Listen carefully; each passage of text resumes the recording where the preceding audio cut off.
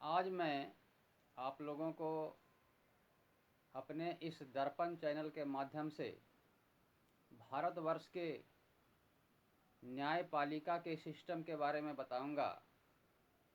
आप लोग इसे देखेंगे, सुनेंगे, समझेंगे और सब्सक्राइब करेंगे, ज़्यादा से ज़्यादा शेयर करेंगे तो पढ़े लिखे बेरोज़गार लोगों को भी समझने में बहुत सहूलियत होगी। मैं गोपाल चंद्र मंडल,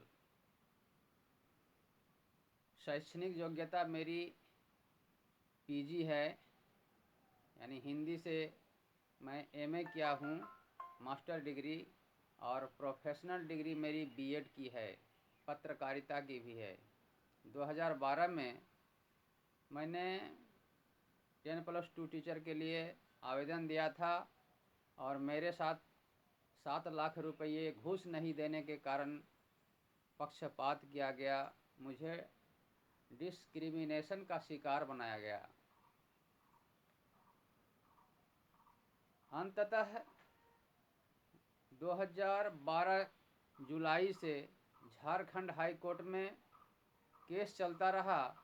10/12/2018 को केस डिसमिस कर दिया। सबल पक्ष झारखंड एकेडमिक काउंसिल को बचाने के लिए, एकमात्र झारखंड एकेडमिक काउंसिल को बचाने के लिए सारा हथकंडा अपनाया गया, कोर्ट को प्रभावित कर दिया गया। फिर मैं WPS 4251 केस के डिसमिस होने के पश्चात LPA 95/2019 किया। उसमें सुनवाई नहीं होती थी। 2020 में कोरोना आ गया। महामहिम माननीय chief justice doctor Ravi Ranjan Sinha, Jharkhand high court के जो रहने वाले पटना के हैं, ये 55 तारीख करते हैं और 55 तारीख के बाद भी इनको केस समझ में नहीं आती है। ऐसा आप भी समझेंगे कैसे कि केस को डिसमिस करते हैं 21 जून 2022 को। 21 जून 2022 को केस डिसमिस करते हैं, क्या कह करके कि इन्होंने कॉलम खाली छोड़ी थी। जी हाँ, प्रोफेशनल कॉलम खाली था, वह बीएड पास का कॉलम था, वह एजुकेशनल कॉलम नहीं था। और इन्होंने 2 महीने 12 दिन तक जजमेंट को रोक के रखा कि सुप्रीम कोर्ट ना जाए। गौतम सिंह जो मेरे राजमहल से लगभग 10 किलोमीटर दूर लालबन गांव के हैं, इन्होंने कहा रख लीजिए मनोज टंडन वकील को, वे भी भूमिहार हैं और चीफ जस्टिस भी भूमिहार हैं, ये भी पटना के हैं, वो भी पटना के हैं, शायद काम जल्दी बन जाए। मरता क्या न करता, बिल्ली सहज में पेड़ पर नहीं चढ़ती है। बंगला में कहता है बिड़ाल सोहजे गाछे चापे ना। अंततः मेरी धर्मपत्नी ने अपने जेवर रख दिए 20,000 रुपया कर्ज में और 20,000 इधर, और 10,000 मेरे एक मित्र जो बीएड करते थे एक साथ में, विपिन बिहारी साहा जी, जो अभी साहित्य अकेदमी दिल्ली में सर्विस करते हैं, उनसे 10,000 रुपये मदद ली। और अंततोगत्वा मनोज टंडन को दिया, लेकिन मनोज टंडन ने क्या किया, विज्ञप्ति बदल दी। इस वैकेंसी की विज्ञप्ति थी 74/11 और वहाँ कर दिया 93/11, और मुझे कहा कि सुप्रीम कोर्ट जाइएगा तो हो ही जाएगा। और अंततः मैं सुप्रीम कोर्ट गया। 19/9/2022 को वहाँ रिसिप्ट मिला 70/80/2022।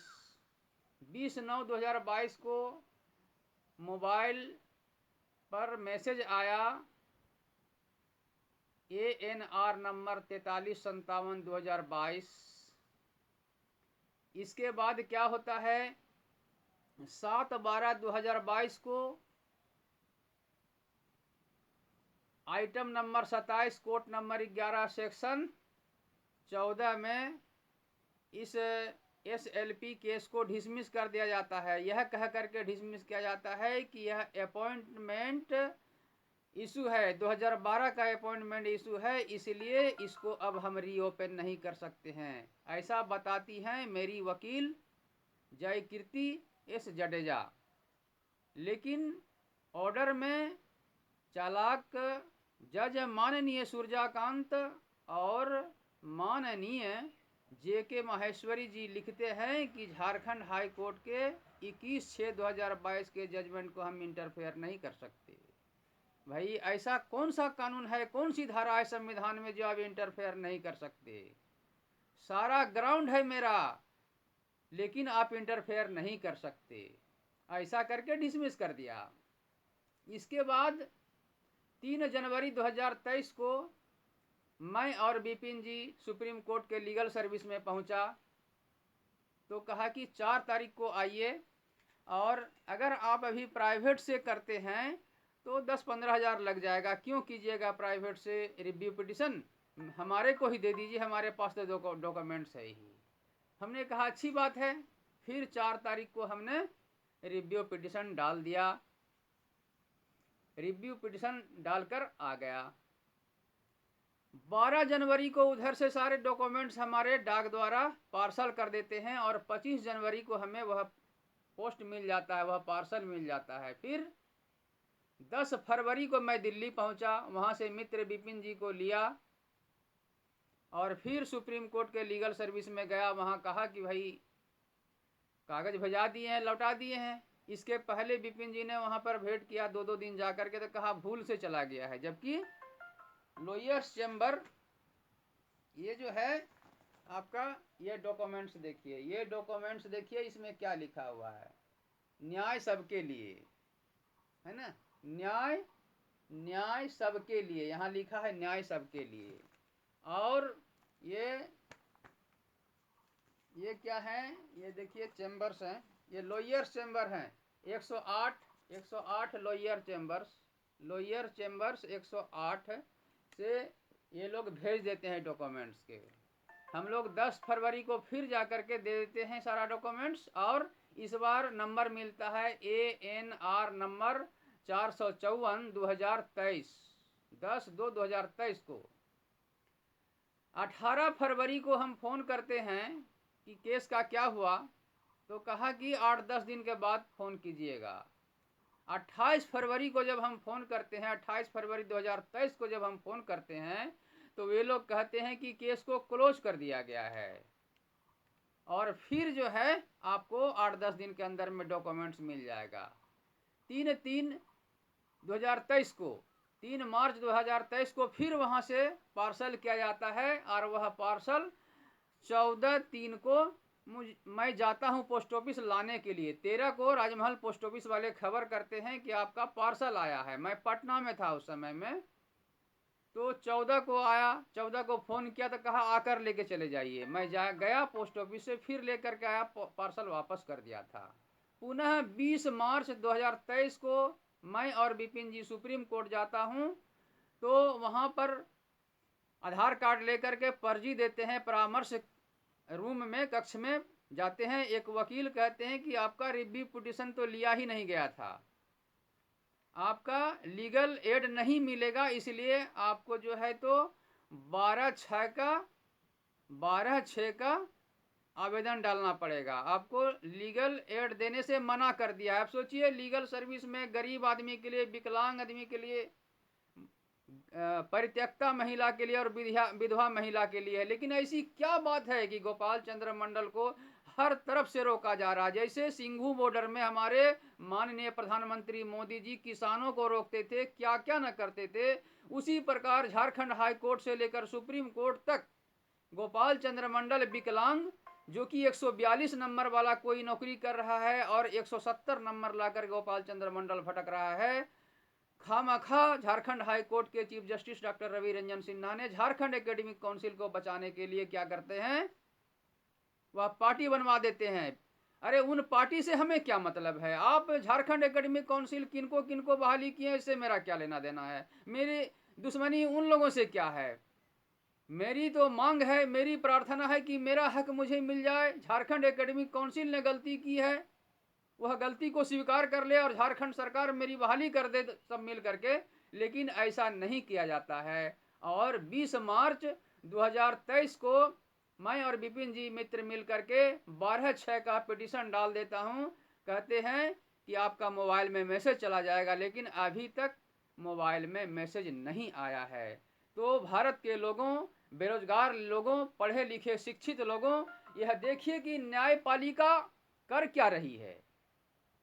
हमारे माननीय चीफ जस्टिस सुप्रीम कोर्ट के DY चंद्रचूड़ हैं। मैंने उन्हें भी चिट्ठी लिखी, लेकिन उन तक चिट्ठी पहुंचने ही नहीं दी जाती है। मैंने राष्ट्रपति को चिट्ठी लिखी, राष्ट्रपति झारखंड के माध्यमिक शिक्षा निदेशक को भेजते हैं। वहां से माध्यमिक शिक्षा निदेशक भारतीय प्रशासनिक सेवा पास किए हुए सुनील कुमार क्या लिखते हैं कि इन्हें जो है झारखंड हाई कोर्ट में WPS में और LPA में डिसमिस कर दिया है, इसलिए इनका दावा अनुमान्य नहीं है। अरे भाई, आप कैसे करके भारतीय प्रशासनिक सेवा पास किए हैं? आप कैसे करके भारतीय प्रशासनिक सेवा पास किए हैं माननीय सुनील कुमार जी? वहां तो गलती की झारखंड एकेडमिक काउंसिल को बचाने के लिए, तभी तो मैं सुप्रीम कोर्ट गया, और नहीं तो मैं सुप्रीम कोर्ट क्यों जाता? तो मुझे अगर न्याय मिल जाएगा तो क्या यह भारत देश कंगाल हो जाएगा? यह झारखंड कंगाल हो जाएगा? सारा कोष सरकार का समाप्त हो जाएगा?